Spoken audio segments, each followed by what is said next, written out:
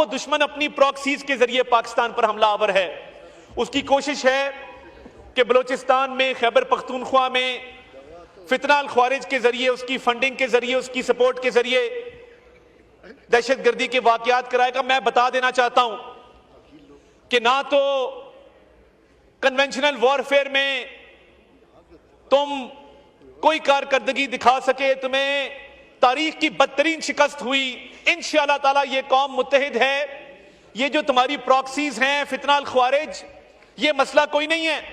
हमने तुम्हारी air bases को, तुम्हारे ब्राह्मोस को, तुम्हारे राइफल्स को मार गिराया अल्लाह के फजल से। तो ये जिस तरह चीफ साहब ने फरमाया था, ये 1200 बंदे क्या कर लेंगे। तो ये जो आज बच्चों पे हमला किया गया, इसकी भरपूर मजम्मत करते हैं इस हाउस की तरफ से, और इस अज़म के साथ कि ये पूरी पाकिस्तानी कौम भारत की प्रॉक्सियों को भी शिकस्त देगी और जल्द देगी इंशाअल्लाह ताला।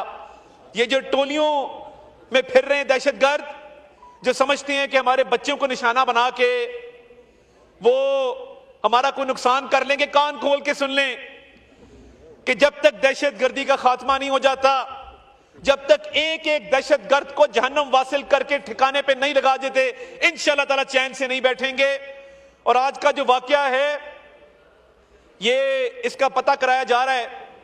जो लोग इसके पीछे थे उनको कैफरे किरदार तक पहुंचाया जाएगा, और जो जख्मी हैं उनके लिए हम दुआ करते हैं कि अल्लाह ताला उनको जल्द सेहतयाब करे।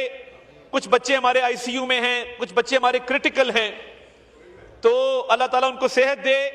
मगर हमारा अज़म, हमारी हिम्मत, हमारा हौसला कायम है कि ये भारत की प्रॉक्सीज जो ये छुप के भारत अब वार कर रहा है, इसको भी शिकस्त देंगे और दहशतगर्दी को जड़ से उखाड़ के फेंकेंगे इंशाअल्लाह ताला। पाकिस्तान जिंदाबाद।